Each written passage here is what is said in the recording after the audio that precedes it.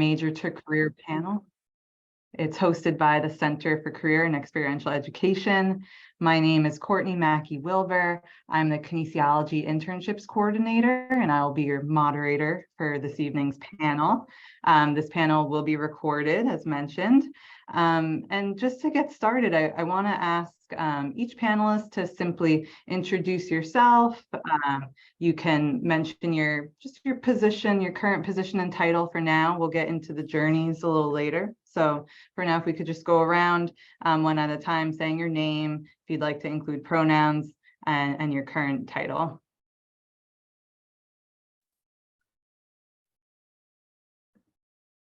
Who wants to start?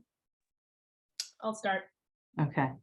Allison Faria, URI class of 2010. I am currently the owner of Fitness Together Barrington. Hello.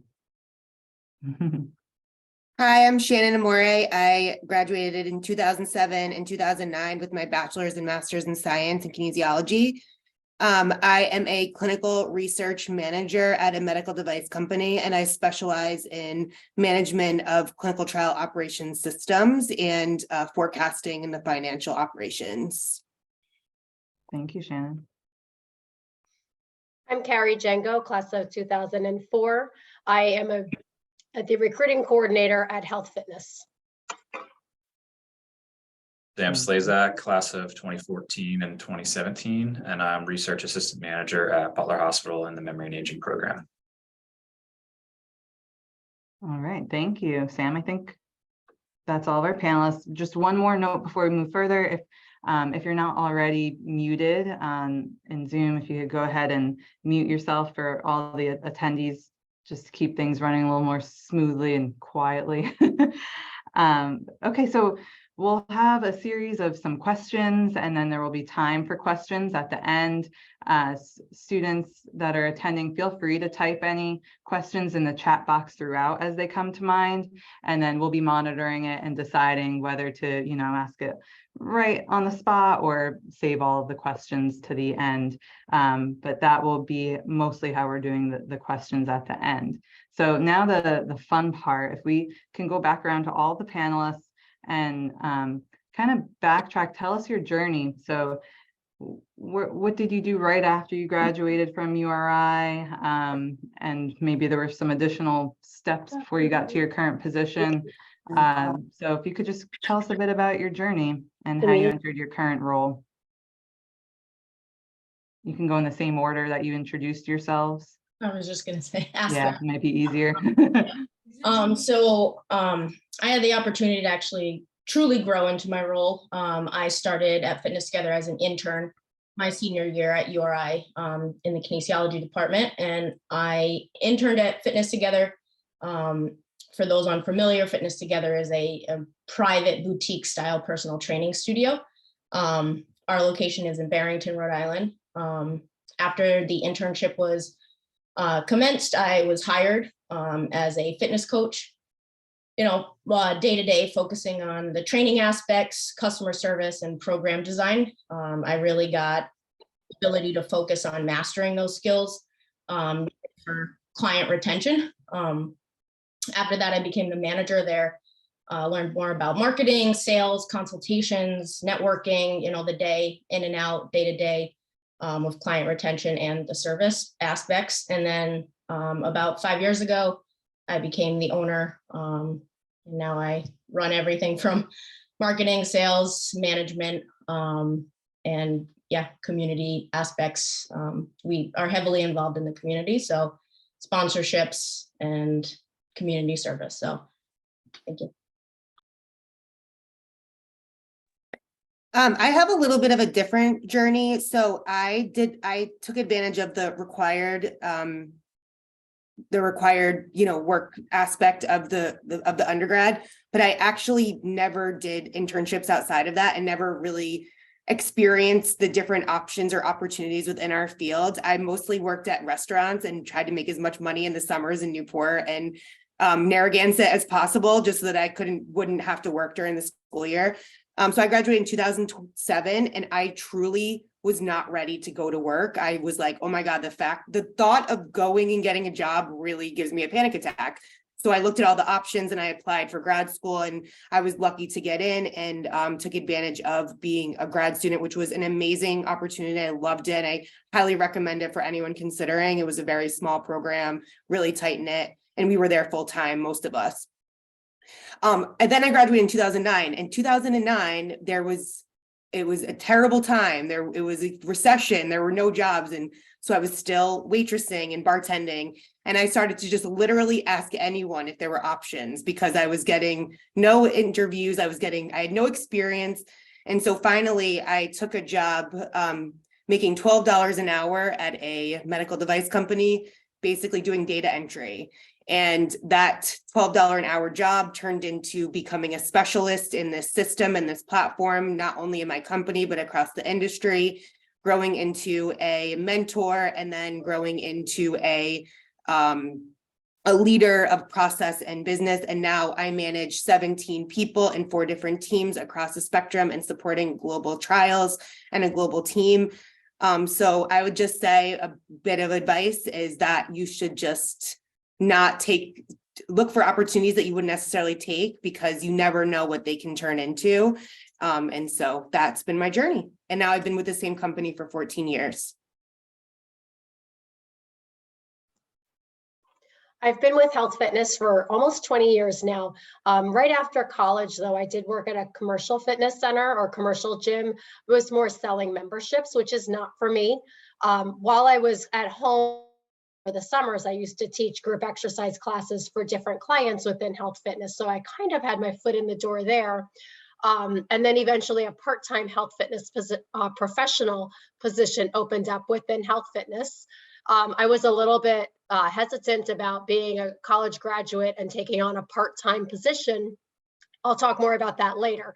Definitely do that to get your foot in the door with a good company with corporate fitness. I was probably in that part-time position for less than a year before a full-time position opened up. And from there, I just climbed up the ranks. I made my way up to different levels of management. And then I had this opportunity to join the recruiting team, which I really enjoy, because now I'm hiring for all these positions that I've worked, I am now hiring for, and in some cases at sites that I've worked at.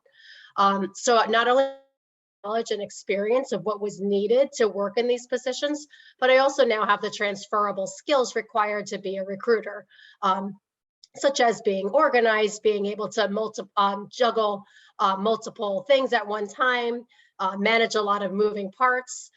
So I'm really enjoying the corporate side of things.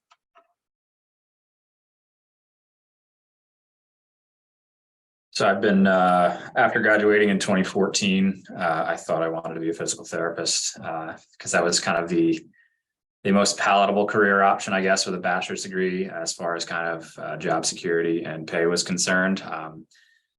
And so I took a year off where I worked as a carpenter and applied to PT school, which I didn't get into PT school. At which point I kind of had to decide what I wanted to do. Did I want to bang nails for the rest of my life or find something else to do?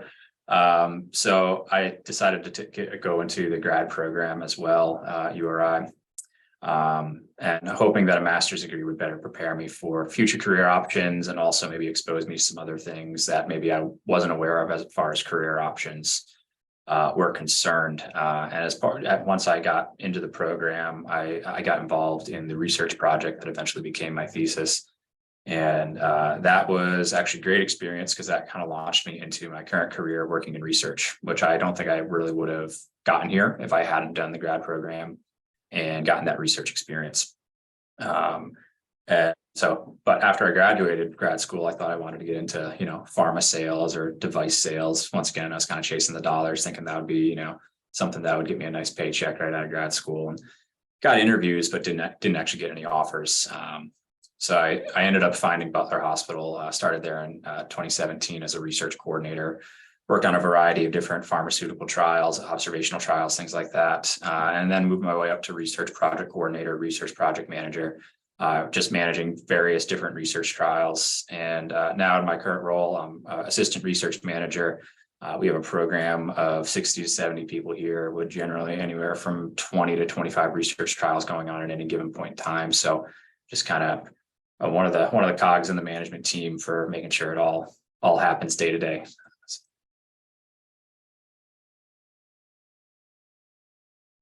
Thank you all for sharing. It's great to hear the variety of paths that you've taken, and some went right into it and kind of climbed up. Some had, you know, a scenic route to to where you are now. The following questions, you can all answer them if you want, or you can just kind of answer whichever ones you connect most with. But I guess really a good place to start would be for students that are looking to be in a role where you're in now. Are there specific courses or experiences that you would recommend they take advantage of, whether that be, you know, internship, volunteer work, specific grad degrees, anything that would be most beneficial for them as a next step after their kinesiology degree, or while they are still kinesiology students? My advice as a kinesiology student, I mean, I transferred from Salve after my sophomore year.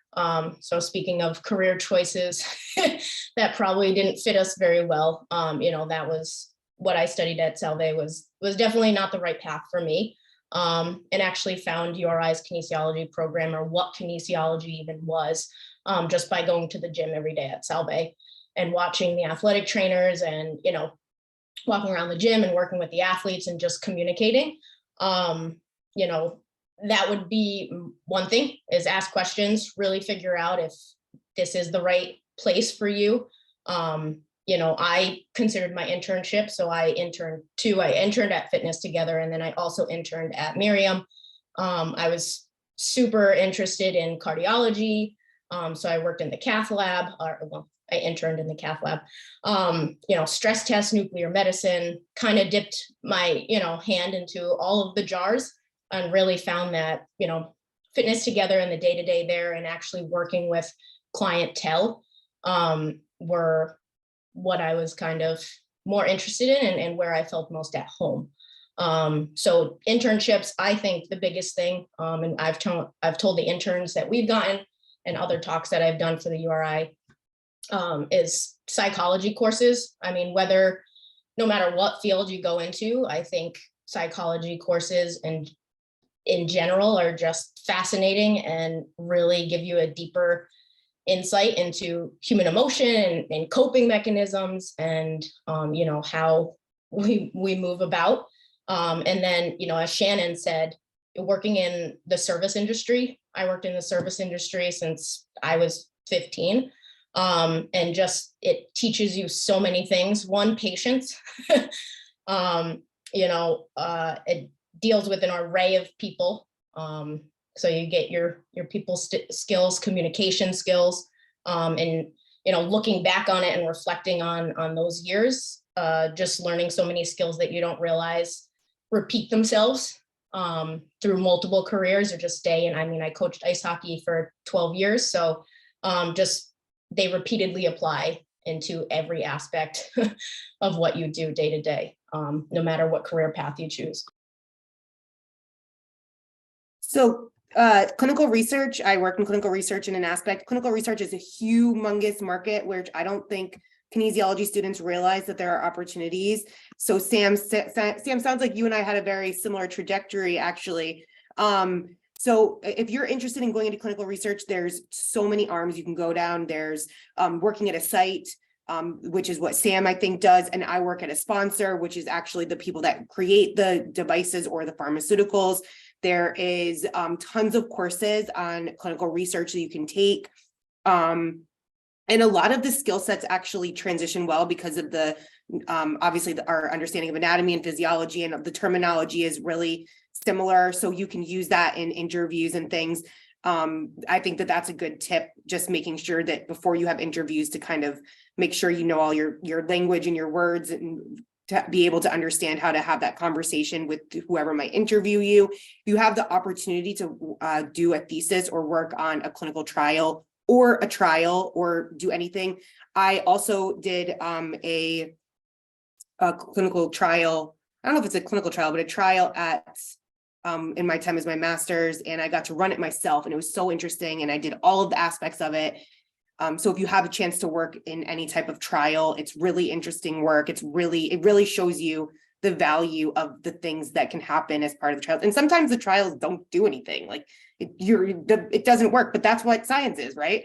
So anyway, so I would say don't be afraid to start at the bottom, because I know when people graduate, they're like, I want to make as much money. I also want to go into pharmaceutical sales. And then you know what? You don't have any experience. It's hard to get your foot in the door doing some of those like high money maker things. So don't be afraid though to start making less and go in at the bottom and then show your value. Being hungry is something that people really love. It sounds like all of the panelists are on the same page here. My advice to you would be the same. It would be just take advantage of any career opportunity, any volunteer opportunities, internships, practical experience, anything you can get your hands on, not only so that you can draw examples for when you go in those interviews, but also so that you can really learn what you like to do and who you like to work with. I thought when I first started at URI, I was sure I was going to be a kindergarten physical education teacher. I knew that's what I wanted to do. And then as soon as I started working in the schools, I realized that I hated it. I do not like working with children. I did my internship at South County. I do very much enjoy working with senior citizens, but I really do like the corporate population. It's kind of like the healthy, I can challenge them and it challenges me to challenge them. But that wasn't the direction that I thought that I was going to go in. The other thing I want to mention is in the corporate fitness, your degree is what will get you in the door, but your certifications are what is going to keep you there. So what is going to make you the most marketable is not only your degree, but also your group exercise certification, your personal training certification, CPR, AED, first aid, all of those things. They're pretty easy to get and they're pretty easy to maintain.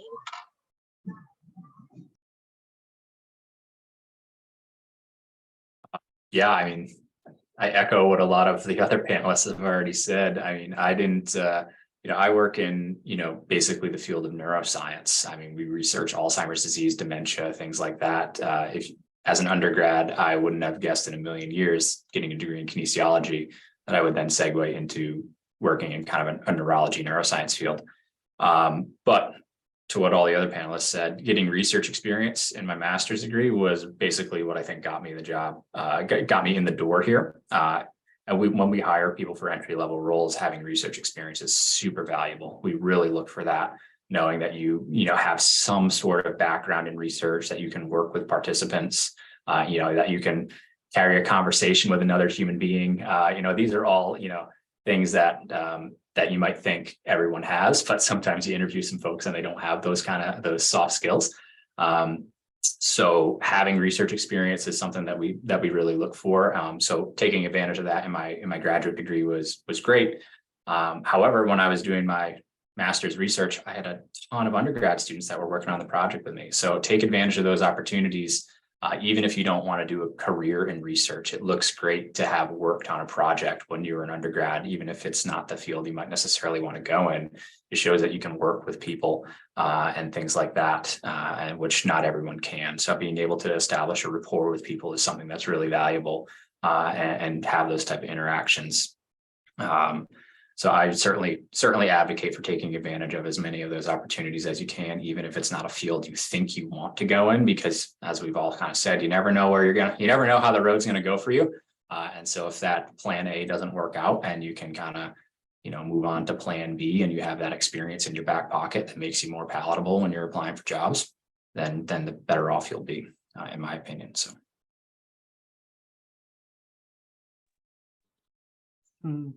Solid advice there, using all of the resources while you are a student and you can participate in research. Just do it now, even if you're not sure why you're doing it, where it's going to lead to, just keeping an open mind, which all of our panelists seem to have kept throughout their whole experience as a student, is so important for you to gain a variety of experiences. Thank you for sharing all of that. And at least you get some transferable skills, even if it's not exactly what you end up doing as your next step. There are ways that you can communicate what you learned and how you'll apply it to whatever you're applying to for your next step. I think what would be helpful for our students is now if you could talk a little bit about like what a day in the life of your job looks like. Even, like what's your schedule like? What is it a typical work week, or do you work weekends? Whatever, like kind of tell us a little bit about the schedule.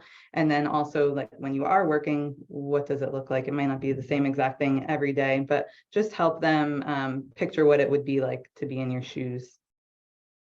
Courtney, I want to just mention one thing too is and I know I went to URI a long time ago, but there wasn't just research opportunities as part of the health sciences colleges. There were other research opportunities as part of other programs. So I actually worked with the dietitians and the nutrition group, and not in the kinesiology college, but so don't just think like you have to stay like in this warm and fuzzy place. There are opportunities outside of your direct college too for research potentially. And you just need to look, you can even probably be part of a research trial and I actually tested college age males and gave them $20 gift cards to McDonald's as part of the trial. So just keep that open. And a lot of times those types of opportunities are, on boards and places. So anyway, I just wanted to say that, but so my job is pretty is like this actually. So I have a team in the Netherlands and I usually start working at about 6 a.m. on video calls.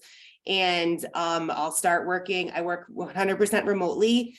Prior to COVID, I was traveling a lot to the different locations within my company. I work for a very large company that has over 100,000 employees, where our base is in Minneapolis. So I was in Minneapolis at least once a month. But my main location is actually in Mansfield, Massachusetts, and I traveled there for about 8 years prior to becoming home base. And it is definitely a different type of skill set you need in order to be an employee. I'm on calls pretty much all day long. I have many people that I manage. And so really right now I'm just looking and managing people and projects and systems and making sure everything stays on. So I'm doing a lot of meetings, a lot of escalations, a lot of business plans, a lot of selling. So I'm really not that close to the day-to-day. I'm not close to the patient anymore, which is challenging and it is not as rewarding, I would say, but I do get rewards in other places. Like I do a lot of coaching with my staff and getting them to the next place where they want to be. And this is something that I've really been able to take over time and really build as part of my role. Again, not something I expected to be doing or ever thought I would be doing, but is really providing me value watching my employees kind of get the skills that they need through coaching and other aspects in order for them to get promoted, them to get the next project, things like that. We also do a lot of clinical trial data. So like our CEO will ask us, how many enrollments do we have in India right now? And so my team will be responsible for basically delivering that. And we have to be able to show that it's trustworthy data. So that's what my team is responsible for, as well as some other things. And for COVID, this was actually really important because we would have to report out basically weekly how many sites and studies were actually on hold due to the COVID and why and how they were coming back up and running. And it was a main driver in actually how they were making the strategy at the company level and being able to see our clinical trial data and how we were bouncing back after COVID. So that's kind of a day in my life. I work 1 million hours, but it's flexible. So actually right now I live in South Kingstown, Rhode Island. Right now I'm working from New Hampshire. My kids are on spring break. So I started working today at 5. I stopped working for 2 hours at lunch and went on a hike. And this is my last call of the day. And then I'll be off for the evening. So even though I do work a lot of hours, I do have a very flexible schedule and pretty much work when I want and how I want.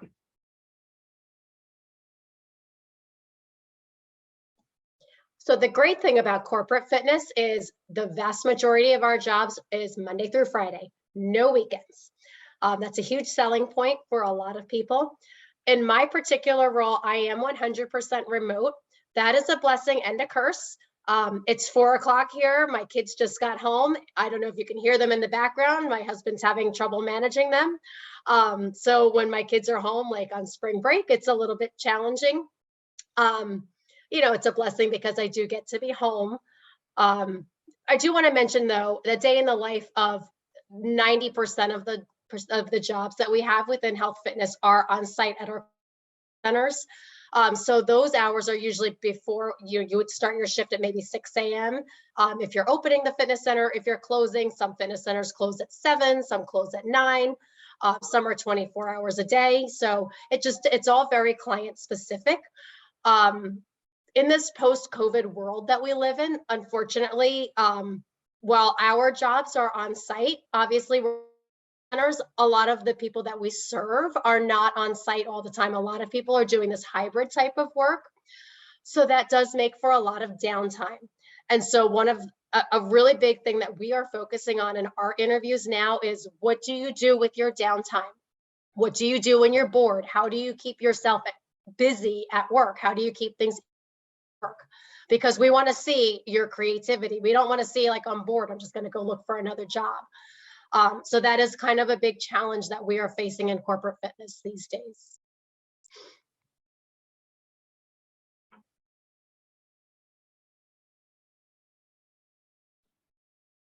I'll go next. So I currently own the studio, so schedule wise, extremely flexible. I love training. It's a blessing and a curse. The amount of passion I actually have for it. A lot of the clients that I train, so I train every day, Monday through Friday, sometimes just Monday through Thursday, 6 a.m. to 9 a.m. But all the clients that I do train, I've trained for 8 to 13 years. They attended my wedding.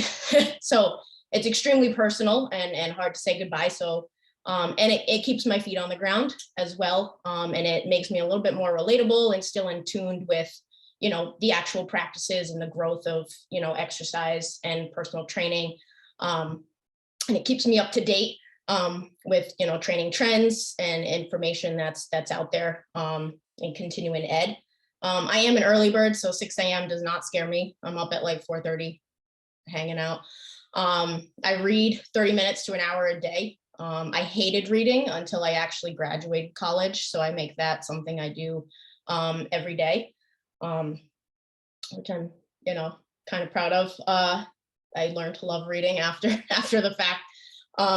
But like I said, very flexible. I pride myself on my organizational skills. Some of my staff poke fun at it sometimes because everything, in business, everything has to be a system. It's the only way you keep your head on straight.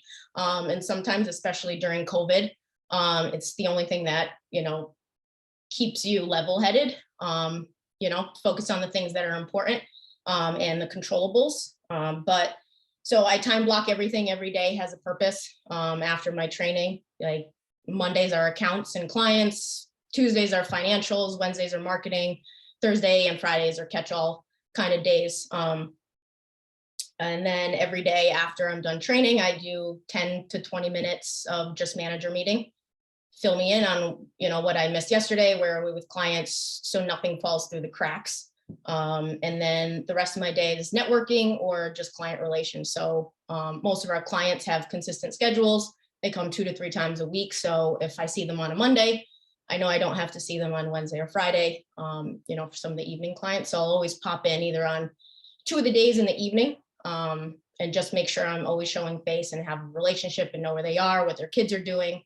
And right, it's just part of client retention, but also I thoroughly care about their lives and catching up and making, the personal training really stick out. So. A day in my life is pretty all over the place with program management. You never really know what the day will bring.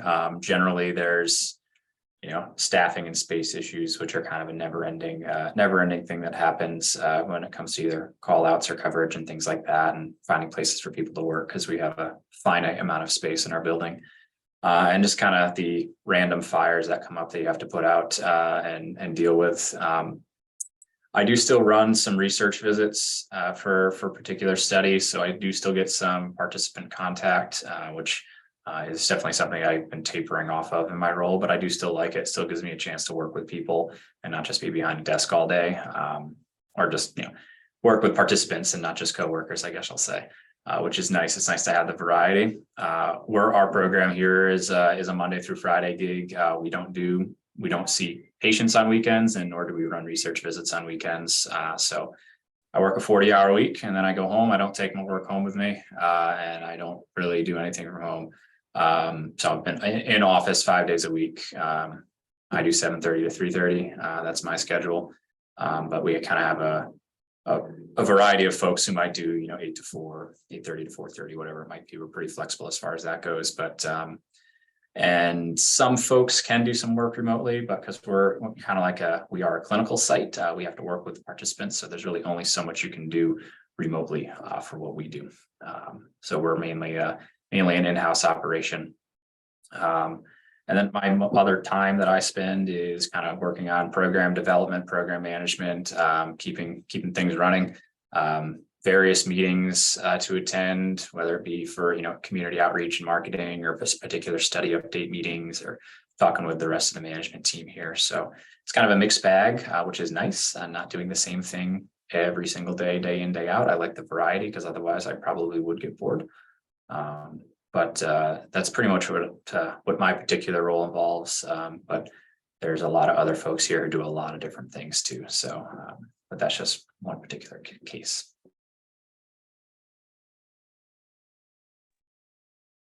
Awesome. Thank you all for sharing kind of the logistics of where you're working remotely, in person, what your hours might look like. We're just going to keep rolling right through some more questions. This one, it's a two-parter. You can answer one part or both parts, but what do you find most rewarding in your current role, and what do you find most challenging?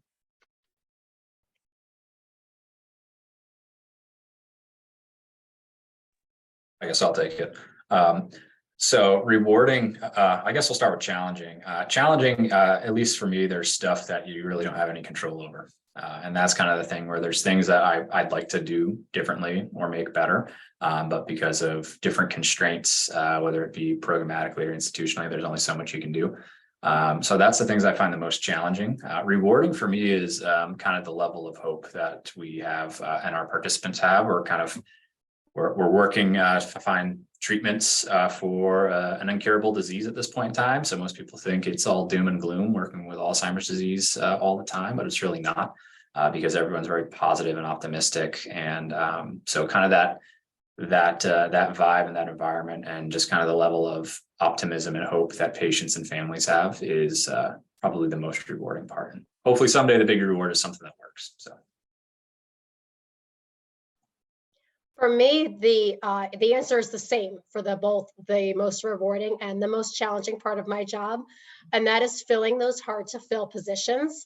My hard to fill positions are part-time positions, because like I said earlier, a lot of college graduates feel like, I have this degree, I want to go out, I want to manage a fitness center, I want to make the big bucks, so they don't want to take a part-time entry-level position. With that said, though, that is a great way to get. Or like I said earlier, I started as a part-time health fitness professional. In my opinion, I felt that it was below me. I don't feel that way now, and I would not tell anybody that that's below them, because that is, first of all, like, that's how you get the most hands-on experience in corporate fitness, because that's where you're working with the clients, with your members, hands-on. As you get a little bit higher up, you're doing more of the operational, like the nuts and bolts types of things, which I personally really enjoy. It's not for everybody. Some people really like being more hands-on with the members and the participants. So filling my hard to fill positions, my part-time positions, is one of my most challenging positions. If anybody on this call is interested in relocating to Ohio or parts of Pennsylvania, we're trouble filling positions. Northern California. Those positions are extremely hard to fill. So if you're willing to relocate, we've got positions for you open and ready to start immediately. So when I do finally fill those positions, I have a large client in Ohio that I work with, and I have been filling those positions these past few weeks. It is such a relief. It is so the hiring manager is happy. My manager is happy. I'm happy to get something off my plate. So both rewarding and challenging all at once. So for me, I work for a giant corporation, the largest medical device company in the world, and 100,000 employees. The most challenging thing is truly the bureaucracy, and the amount of time it takes to get anything done is so significant. So it's just what you think should take an hour can sometimes take months or longer to get done, just because of the number of people and the approvals and everything. From a rewarding perspective, I have two. So the company that I work for specializes in cardiac pacemakers. We make the first pacemaker, we make the smallest pacemaker, it's the size of an aspirin. And along with that, we make so many others. We have a robot, we have surgical devices, we have diabetes pumps, and so many things. And we have served over 70 million patients in our last fiscal year globally. And so that's really rewarding that we're actually giving people a second life, potentially in some of these cases where they previously wouldn't have been able to survive, most likely without our device. The other thing is I'm super competitive. And so I always want to get the job done as fast as possible. And so I'm working on a program right now, and I'm trying to argue that we have the fastest IT timelines ever. And so I'm looking through all this data just to show how competitive I am that we were able to do this, and I'm going to be able to do it. And so that is very rewarding for me, just to be able to show that competitiveness and be able to show that we were able to meet this thing that was basically we were told it was impossible.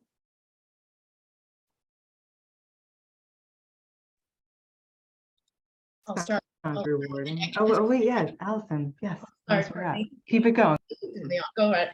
I'd second Sam. I think you really put the nail on the coffin with that one. The uncontrollables is like the umbrella term for the hardest part of the job, whether it's the management portion, really controlling the team, and keeping everybody rowing in the same direction. Our staff is pretty good. We've obviously thinned them out, but hiring, I wouldn't say it's a negative of the position. I think it's a positive thing. Like you get one thing I love about owning my own studio is just the ability, you provide the ability for your staff members to provide for themselves and their family. And it's just awesome. Watch them achieve their goals, whether it be career or personal. Most employers would hate when people leave on vacation, right? Because you got to figure out the schedule. I love it. Vacation, you got to get out of the office. I do it, whatever, go play golf, take the day off, take care of yourself. It sounds ridiculous, right? Because most employers wouldn't say that, but the fact that they have the disposable income to even take a day off and go spend it on something they thoroughly enjoy, it just reinstates the real reason why I truly love it. I'm a very passionate person, but the other positive portion of it as well is just dealing with the clients, right, like I said before, I've had clients the entire time from my internship to now. The relationships you build, really understanding the psychology, right? Going back on my psychology courses, humans and exercise and confidence and development and really finding themselves, right? There's a book, Start With Why, which I would encourage everybody to read. But people want to take care of themselves, and sometimes they just don't know how or why. I don't think they're worthy of it. We've dealt with an array of that spectrum, but as much as I would love to say, training people injury and pain free for marathons or Pan Masses or golf seasons, I, like Carrie said, I have a softness for the elderly population. And the biggest fear they have is becoming dependent, which is, you know, a huge worry for a lot of aging population. So watching our clients who are 75, 85, we have a client who's 92, not have to walk with a cane, be able, like, he's 92 and he just went to Iceland, like, you know, got on a plane, walked through an airport, put the bag in the overhead compartment. You know, these are things that, like, as college students and as, you know, 30 or 40-year-olds, nobody thinks about. But when you watch like your grandparents and parents aging, these are things that they hope don't get taken away from them. And like day to day, you get to be a part of, I get to be a part of the reason why they still get invited to things or parties or trips, you know, so things like that, I think far outweigh any, what we would call negative aspect of, you know, what I do from day to day. Feeling that passion. It's awesome. Okay, so Shannon, I saw you mentioned in the chat too, this was earlier on, the making contacts. Can you and any of the panelists, can you touch a little bit on that? Like just the word networking sometimes can stress out the students, you know, like how, you know, as students, how can they be networking now, building a network, and then like, how do you continue that, like once you're in the field, and just any type of networking advice would be appreciated. Absolutely. Yeah. I think that contacts is one of the most important things about what finding your first placement is so important. So I think just being a good citizen when you're doing your college work or your internships or everything, you never know when that internship is going to lead into a full position. As we have two people today, you can see I worked at the Newport Hospital in the cardiac rehabilitation group. I absolutely loved it. Unfortunately, there wasn't a role for me afterwards, but I kept in contact with those people for a very long time, not only the patients, but also the staff that managed me. For myself, the contact that got me into my first job was actually my 5th grade science teacher. I was bartending and I saw him and I just was like, you know, I'm looking for a job, but I'm willing to do everything. I brought my resume with me everywhere. I'm like, I will literally get my foot in the door, anything. I'm looking for medical device, pharmaceutical, or anything even similar to that. And I will do literally any job just to get my foot in the door. And his son was a recruiter at the company that I work for now. And if I hadn't had my resume with me and just proactively asked questions and kept relationships with people over time, I don't think that I would have ever even found this opportunity. So it's just more being proactive and confident to have those contacts, keep up to date with people and reach out to them and just ask for help. We want to help you. Like, this is great. We want to help the next generation of people get into the workforce.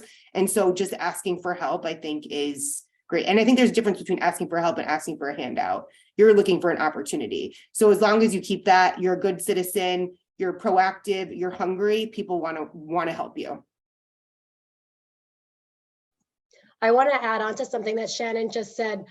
Networking is so important in getting your first job, getting yourself in the door. The way that I ended up with Health Fitness was that my mother actually worked at the place where I first started. She was a member at the fitness center there, and she mentioned to the fitness center manager, like, hey, my daughter teaches aerobics at URI and she's going to be home for the summer. And she said, great, we always need subs because our staff goes on vacation. And so that was actually how I got started with Health Fitness back when I was still at college. Had my mother not mentioned that, had I not had that connection, it may have been harder for me to get my foot in the door. But once you're in the door, some really great advice that was given to me once was, anytime a volunteer opportunity comes up, even if you don't want to do it, put your name in the hat, because you know what opportunities it will open up for you. You don't know who's going to be there, who you're going to meet. So just do it. Take advantage of any volunteer opportunity that presents itself.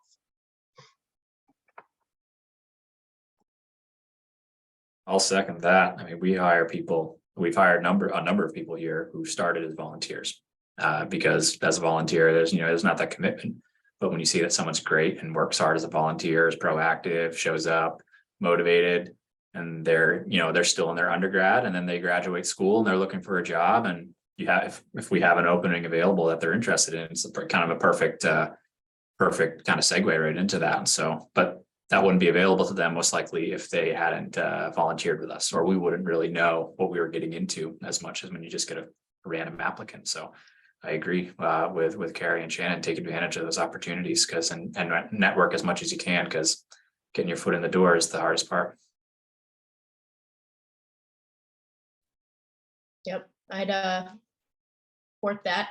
I mean, the best way to really showcase yourself is to put yourself out there. So even just a normal communicate, like conversation, no matter what. So if you're playing sports, go back and coach them, right? Like your hometown, go back and volunteer there. Like the people you meet, like I remember we had an intern during COVID.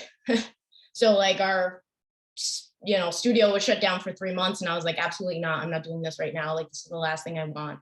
And like, right, when you've been doing things for so long, day in and day out, or for years, like, Shannon's like 14 years. I think Carrie said 20, like I'm going on 14. It's a long time, and sometimes the redundancy, and sometimes you just need somebody who wants to learn, reinvigorate that passion. And the second you see it, like nobody can continue doing what they want to do career-wise forever. You can, right? But most people want somebody to hand it off to. That's how I got into the role I'm in. When it came to coaching hockey, same situation, right? Like, and one of my mentors always said that, besides put yourself out there, like when you're starting off, whether it be in business or out of school or in school, like the only way your head should move is this way. So yes to everything. You can learn little nuggets, right? Whether they be motivating or, right, a career path you didn't know, from everybody. That's what I believe. So say yes to everything that you're interested in within reason, and, really see it come into fruition eventually. Hindsight's 20/20. So once you're on one side, you realize all the career, all the paths you've taken and how they really start to work out for you. I like that. So letting go of expectations and just focusing on experience and seeing where it goes. And you never know. Last question before we open it up for questions. What is something you wish you knew before graduating college?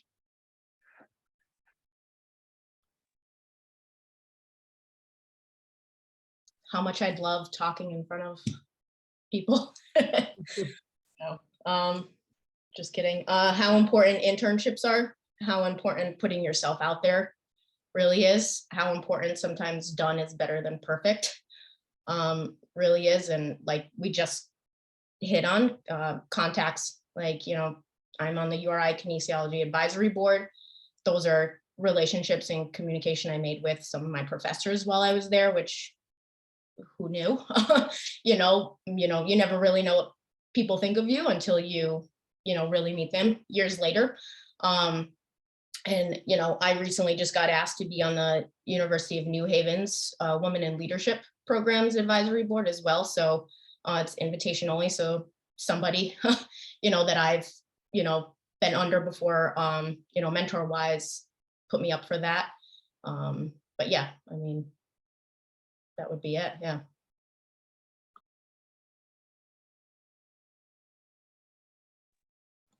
Say the value of experience. I didn't take advantage of any undergrad research opportunities.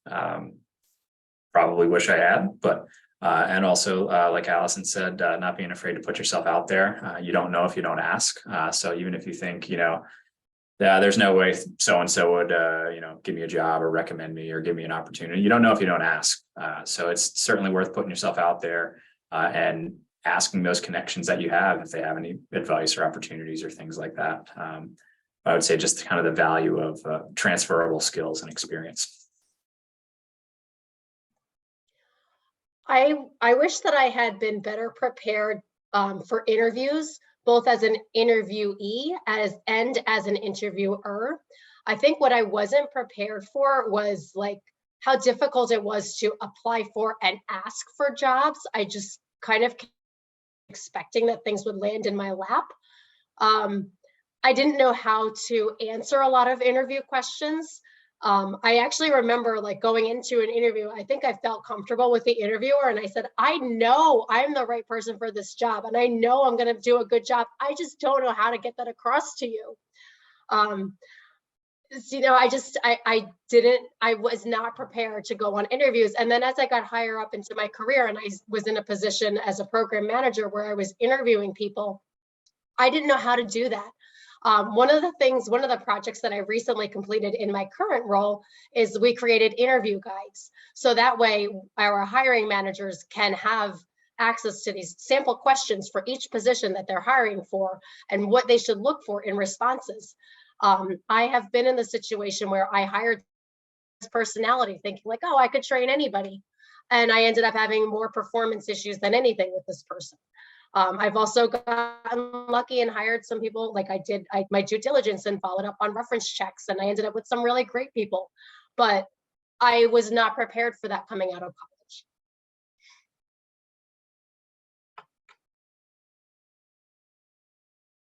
Yeah, and I would just say I agree with everything. Just be patient at the beginning.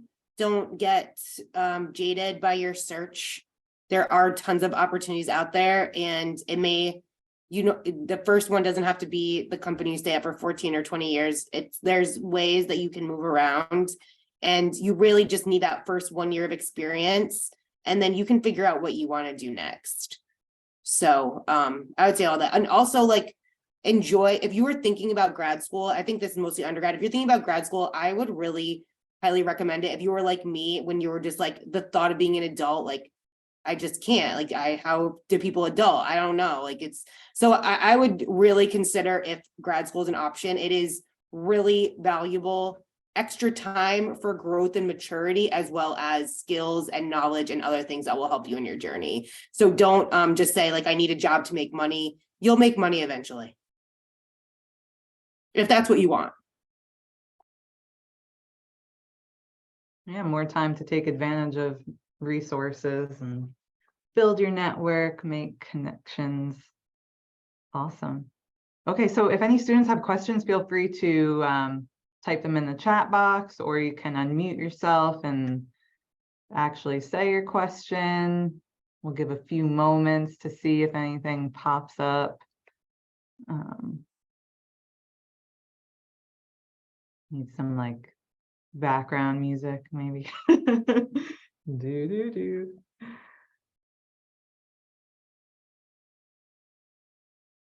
So it's interesting that everyone stayed in Rhode Island.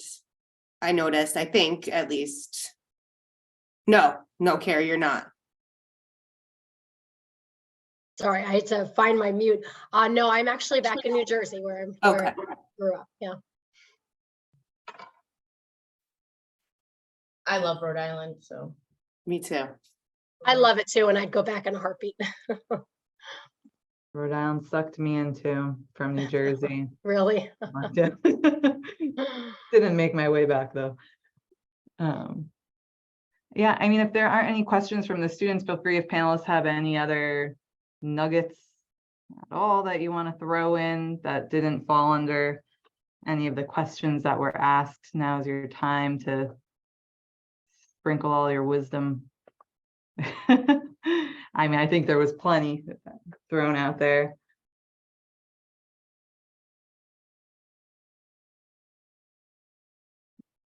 All right, well, what we can also do is I'll hang around, and if the panelists want to hang around just for a few minutes in case there were students that didn't feel comfortable, typing in their question for everyone to see, but they perhaps just want to hang around and ask questions, feel free. Otherwise, thank you. Hopefully all of you got something out of this, and it's just spotlighting some of our awesome alumni from kinesiology. And thanks again to the Center for Career and Experiential Education for putting this together and for keeping us connected to our network. Have a great evening.